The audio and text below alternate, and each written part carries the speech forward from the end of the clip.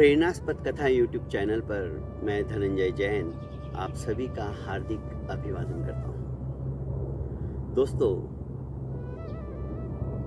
चौथी बार सम्राट विक्रमादित्य उस वेताल को पकड़ने के लिए उसी जंगल में उसी पेड़ के ऊपर पहुंच जाते हैं। बड़ी मशक्कत के बाद में इस बार भी वे पकड़ लेते हैं और अपने कंधे पे लाद कर उस वेताल को उस दुष्ट योगी के पास ले जाने के लिए समुद्यत होते हैं। रास्ता काटने के लिए वेताल फिर से एक नई चाल चलता है, क्योंकि उसे राजा को बुलवाना होता है। और जैसे ही सम्राट विक्रमादित्य ने अपना मुंह खोला, वेताल उड़कर वापस वहीं पे चला जाता था। उसने फिर से एक कहानी सुनाने का निर्णय लिया और सम्राट विक्रमादित्य को कहने लगा कि विक्रम, उज्जैनी नगरी की ही एक कथा सुनाता हूं, पर उस समय तुम राजा नहीं थे, तुम उज्जैनी के नरेश नहीं थे, तब की बात है।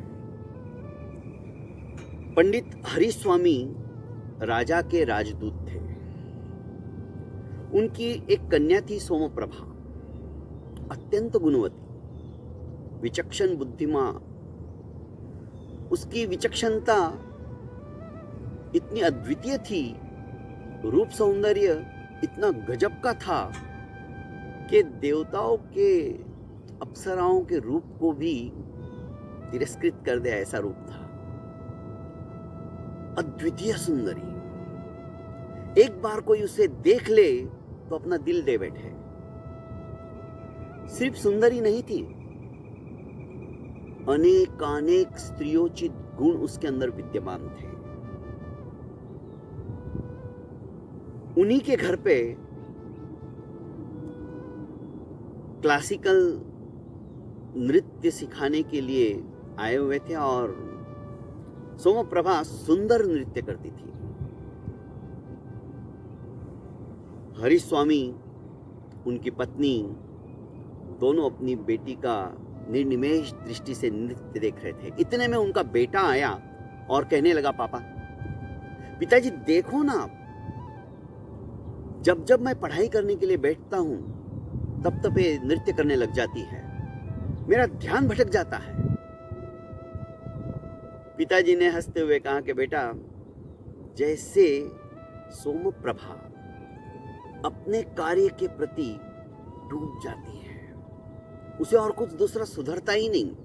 अरे कितने कितने गुणों को इसने विकसित कर लिया है, स्त्रियोचित ऐसा कोई गुण उसमें शेष नहीं रहा जो उसने पूर्ण नहीं किया हो। तुम भी इस तरह से मन लगाकर पढ़ा करो ना, तुम्हारा ध्यान इस तरफ आएगा ही नहीं।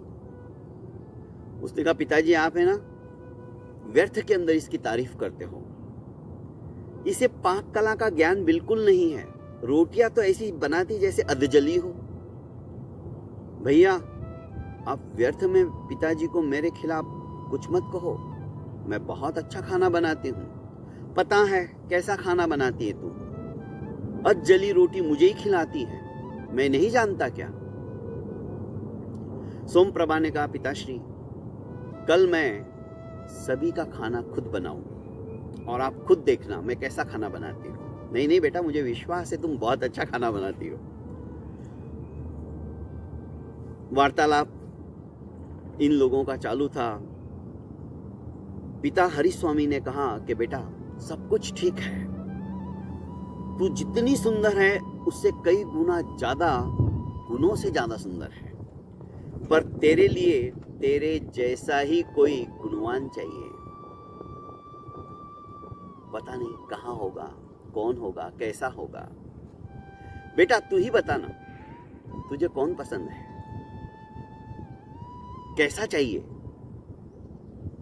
तेरा भी तो अपना कुछ सपना होना चाहिए ना, और होगा। प्रत्येक मनुष्य का अपना सपना होता है। तेरे दिलो दिमाग में तेरे सपने का राजकुमार कौन है? सोमप्रभा शर्मा गई। हरिस्वामी की पत्नी बोली, अर्थात सोमप्रभा की मां बोली कि बेटा बताओ ना, कैसा वर चाहिए तुम्हें? लड़की कहने लगी कि मां, मेरा जो पति होना चाहिए वो सर्वगुण संपन्न होना चाहिए, कलावान होना चाहिए, विद्वान होना चाहिए, कवि होना चाहिए, शूरवीर होना चाहिए। ऐसा कोई पुरुष का गुण नहीं है जो उसमें नहीं हो, समस्त गुणों से युक्त होना चाहिए, शिल्पी होना चाहिए। जितने जितने पुरुषोचित गुण थे सब के सब सोमप्रभा ने सुना दिए। इतने में एक राक्षस का आतंक उस नगरी के अंदर उस समय में था। वो खिड़की में से सब कुछ सुन रहा था और इसका नृत्य भी देख रहा था और उसके रूप सौंदर्य के ऊपर मोहित हो चुका था। उसने अट्टहास करते हुए कहा, ऐसा रूप सुंदर और गुणों से युक्त तो सिर्फ मैं हूं, सोमप्रभा को मैं ही लेके जाऊंगा। राक्षस का विकराल रूप देखकर सभी हतप्रभ हो गए और इतना कह के गवाक्ष में से वो राक्षस अपने रास्ते चल पड़ा। उसे देखते ही नगरी के सारे लोग सहम जाते थे। इसका भाई पीछे पीछे गया और एक बड़ा पत्थर उठाकर उसके सर पे दे मारा। उसके लिए तो छोटे से फूल की तरह था। उसने उठा के फेंक दिया एक तरफ और कहने लगा अट्टहास करते हुए, तुम देखते रहना, सोमप्रभा को मैं ही ले जाऊंगा। राजदूत होने के कारण से हरिस्वामी हमेशा राजकार्य से अनेकानेक राज्यों में राजा का पत्र लेकर जाया करते थे, राजा का संदेश लेके जाया करते थे। एक बार वे ऐसे ही पड़ोसी राज्य में राज्य का संदेश लेकर पहुंचे और जब वापस आ रहे थे तो रास्ते में अचानक डाकुओं ने इनकी सैनिक टुकड़ी के ऊपर भी आक्रमण कर दिया। भयंकर युद्ध हुआ। 2-3 ही सैनिक बचे। अचानक एक नवयुवक आया और वह नवयुवक पूरी तरह से इन समस्त डाकुओं से भिड़ गया। अब होता क्या है दोस्तों, धीरे धीरे इस नवयुवक ने समस्त डाकुओं को मार भगाया। हरिस्वामी बड़े खुश हुए। उन्होंने कहा, वाह क्या बात है। जब हरिस्वामी के पास यह युवक आया तो हरिस्वामी ने पूछा, तुम्हारा नाम क्या है? इसने कहा, मैं वीर सिंह हूं। वाह, यथा नाम तथा गुण। जैसा तुम्हारा नाम है वैसा ही गुण तुम्हारे अंदर विद्यमान है। तुम सचमुच में वीर हो। क्या मैं एक प्रस्ताव तुम्हारे सामने रख सकता हूं? कैसा प्रस्ताव? मेरी एक कन्या है, अत्यंत रूपवान, सौंदर्य से परिपूर्ण और गुणों से भी युक्त।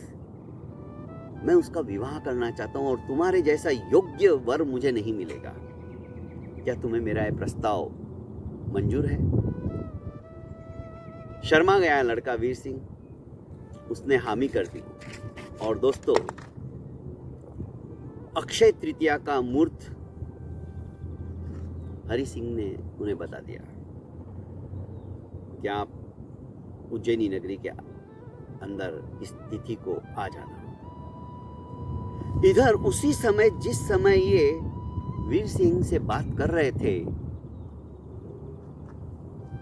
एक कवि का पुत्र, वो भी कवि था,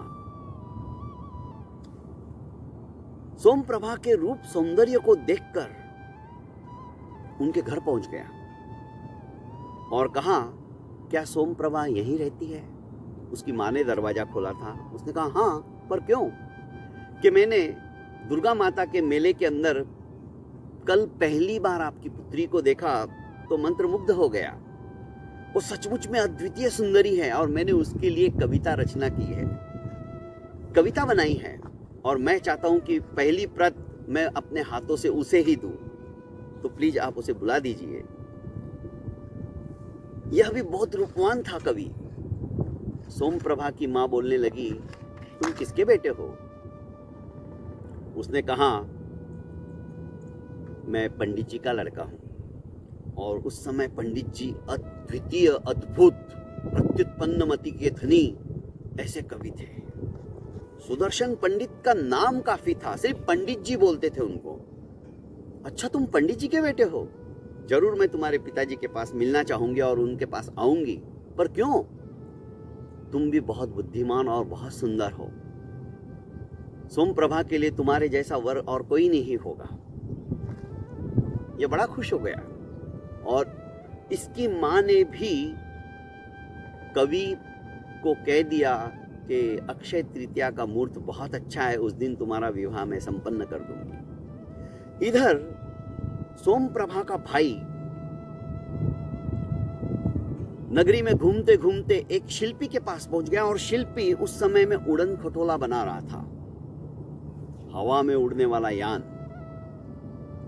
अद्भुत कला थी उसकी। उसने पूछा कि भाई तुम क्या कर रहे हो? उस शिल्पी ने कहा तुम आओ मेरे साथ इधर बैठो। और जैसे ही वो बैठा, इसने यान को शुरू कर दिया और यान धीरे धीरे धीरे धीरे आकाश मार्ग से उड़ने लगा। ये बड़ा खुश हुआ क्योंकि आज तक ऐसी कला उसने देखी नहीं थी। उसने मन ही मन निश्चय कर लिया और अपने इस निश्चय को उसने शिल्पी को बता दिया कि शिल्पी भाई, मेरी एक बहना है और विवाह योग्य हो चुकी है और तुम्हारे जैसा योग्य होनहार कोई मिलेगा ही नहीं। क्या तुम उसके साथ विवाह करना पसंद करोगे? इसने भी हामी भर दिया और इसने भी वही मुहूर्त बता दिया। अब विवाह करने वाले 3 लोग हो गए। एक तो वीर सिंह, जो कि हरि सिंह जी कह के आए थे, जिसकी वीरता उन्होंने देख ली थी। दूसरा ये कवि और तीसरा है शिल्पी। जब ये हरि सिंह घर पे आ गए, हरि सिंह ने अपनी बात बताई कि मैंने इस तरह से लड़के को देखा है। तो हरि सिंह की पत्नी बोली कि मैंने भी देखा है, पंडित सुदर्शन जी का पुत्र जो कि कवि है, उसके अलावा मैं किसी से करवाने की सोच भी नहीं सकती हूं। पर प्रिय, वीर सिंह जैसा बहादुर मैंने नहीं देखा है आज तक। मैं तो दुनिया घूमा हूं, मुझे कुछ पता नहीं। इतने में लड़का बोला कि मैंने भी एक शिल्पी को देखा है और उसके अलावा तो मैं सोच भी नहीं सकता हूं दीदी की किसी और के साथ शादी हो जाए। तीनों अपने अपने दिए हुए वचनों के प्रति अडिग थे, कोई भी छूना नहीं चाहता था। अभी भगवान भरोसे छोड़ दिया कि क्या होगा, अक्षय तृतीया तो नजदीक आ रही है। और दोस्तों, अक्षय तृतीया के दिन तीनों वर राजा पहुंच गए। अब प्रश्न ये उठने लगा कि इसके साथ विवाह कौन करेगा? वीर सिंह कहता कि मुझे आमंत्रण दिया था, मैं इसके लिए योग्य हूं। कवि कहता है कि नहीं, मेरे में क्या कमी है। और शिल्पी कहता है कि आज संसार के अंदर मेरा जैसा अद्वितीय शिल्पी कोई नहीं है। इतने में चौथा भी था। इनका झगड़ा चल ही रहा था कि वो राक्षस प्रकट हो गया और उसने सोम प्रभा को उठा लिया। आकाश मार्ग से उड़कर वो तो चल दिया। इधर ये चिल्लाई चीखी, बचाओ बचाओ की पुकार करने लगी। शिल्पी ने कहा कि चलो हमें इसे बचाना चाहिए। वीर सिंह ने भी कहा कि इसे मैं छोड़ूंगा नहीं। कवि ने कहा वो कहाँ रहता है मुझे पता है, राक्षस लोग हमेशा दक्षिण दिशा में रहते हैं, गुफाओं में। शिल्पी ने कहा चलो मैं यान निकालता हूं मेरा। और यान के अंदर ये तीनों, वीर सिंह, शिल्पी और कवि, आकाश मार्ग से उस राक्षस का पीछा करने लगे। और जैसे ही वे दक्षिण दिशा में सुदूर विंध्याचल पर्वतों की गहन गुफाओं के पास गए, अचानक कवि का ध्यान गया कि देखो वो जा रहा है। सोमप्रभा उसके हाथ में ही है अभी तक। वीर सिंह ने अपना तीर निकाला और कमान पे चढ़ा दिया और एक तीक्ष्ण जो जहरीला था उसके पीठ के पीछे लगा दिया निशाना। इसने घुसे हुए तीर को बाहर निकाला, तोड़ा, इनकी तरफ क्रोधाभिभूत होकर देखा और तोड़ के फेंक दिया और अट्टहास करने लगा। इसकी चित्कार पुत्कार चालू थी, बचाओ बचाओ की गुहार लगा रही थी। इसने भी देखा कि तीनों आए हैं। अब क्या होता है दोस्तों, ये रस्सी का फंदा भी फेंकता है पर उसे भी ये तोड़ के फेंक देता है। काफी समय तक वीर सिंह और राक्षस का युद्ध चलता रहता है। कभी आन ऊपर लेने को कहता है, कभी नीचे को, क्योंकि राक्षस अपना रूप कभी लंबा कभी छोटा बौना ऐसा बना रहा था और इसको निशाना साधने के लिए बराबरी का लेवल चाहिए था। आखिर जहरीला तीर निकालकर इसने, कवि ने कहा कि उसके नाभि के अंदर मारो, और एक एक करके ये तीर चलाता रहा और एक भाला उठाया और उसने जोर से फेंका जो उसके पूरे हृदय को विदीर्ण करके पीठ की तरफ निकल गया। जोरों से चित्कार निकली इसकी और एक धड़ाम से राक्षस जमीन पे गिर गया। इतना ही नहीं, इसके पश्चात भी वीर सिंह ने कई तीर चलाकर उसे मरनासन्न बना दिया। अंततोगत्वा राक्षस मर गया। सोमप्रभा को लेकर ये वापस अपने यान में से घर पर आए, पर इनका झगड़ा तो वही शुरू, विवाह कौन करेगा। आखिर पिता ने कहा तीनों को कि देखो, मेरी बेटी स्वयं सुख के विज्ञ विचक्षणा है, हम तो निर्णय करने में असमर्थ हैं। एक उपाय है, इसी के ऊपर छोड़ दिया जाए, ये किसके साथ विवाह करना चाहती है, ये जिसे भी पसंद करेंगी, जो भी निर्णय लेगी, क्या तुम सबको मंजूर है। एक साथ तीनों ने कहा हाँ हमें मंजूर है, क्योंकि कोई भी किसी से कम नहीं था। अब वेताल ने महाराज विक्रमादित्य से कहा कि विक्रम, तनिक सोमप्रभा के विचारों को उसकी जगह रहकर चिंतन करके बताओ, सोमप्रभा ने किसके गले में वरमाला डाली होगी, इन तीनों में श्रेष्ठ कौन, बताओ। विक्रम, तुम तो बड़े न्यायी हो, न्याय करना तुम्हारा धर्म है, और तुम यदि जानते हो तो तुम्हें बताना ही होगा, तुम मौन नहीं रह सकते। विक्रम ने हंसते हुए कहा कि सोमप्रभा ने वीरसेन को ही चुना होगा। क्यों?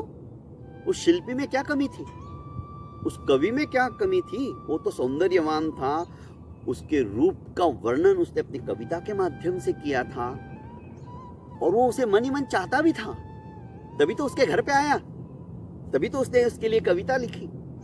वीर सिंह ने तो देखा भी नहीं था। शिल्पी की बात, शिल्पी भी महान था, उसके जैसा विद्वान और यंत्रों बनाने वाला, यंत्रों के साथ उड़न खटोले को बनाने वाला, जो कि आकाश मार्ग से उड़ सकता था, वो अपनी अर्धांगिनी सोमप्रभा को तो जगह जगह घुमा सकता था, सैर करा सकता था, उसके साथ क्यों नहीं। सम्राट विक्रमादित्य बोले कि वेताल, हर एक पत्नी चाहती है कि मेरा पति मेरी रक्षा करे। पत्नी के ऊपर जब भी कोई विपत्ति आए, संकट आए, उस संकट से उसको उभारे। रूप और सौंदर्य कवि का हो सकता है, सैर सपाटा कराने वाला भी कोई मिल जाएगा, पर अपनी रक्षा के साथ साथ अपनी अर्धांगिनी की रक्षा करना, अपनी पत्नी की रक्षा करना, ये पति धर्म होता है। और वीर सिंह ने यह धर्म अच्छी तरह से निभाया था। वो निडर था, साहसी था, और उसने राक्षस से पूरी नगरी को सुरक्षित कर दिया, उसका वध करके। वो सर्वथा योग्य था। वाह विक्रम वाह, मान गया तुम्हारी न्याय प्रणति को, तुम सचमुच में महान हो। पर एक गलती तो तुम कर बैठे, तुम बोल गए और ये अब मैं चला। इस तरह से उड़कर वापस वो वेताल उसी पेड़ पर जाकर बैठ गया। बहुत बहुत धन्यवाद दोस्तों। अभी तक आपने मेरी इस प्रेरणास्पद कथा यूट्यूब चैनल को लाइक एवं सब्सक्राइब नहीं किया तो कर लीजिए, और ज़्यादा से ज़्यादा इसे शेयर कीजिए। प्रणाम।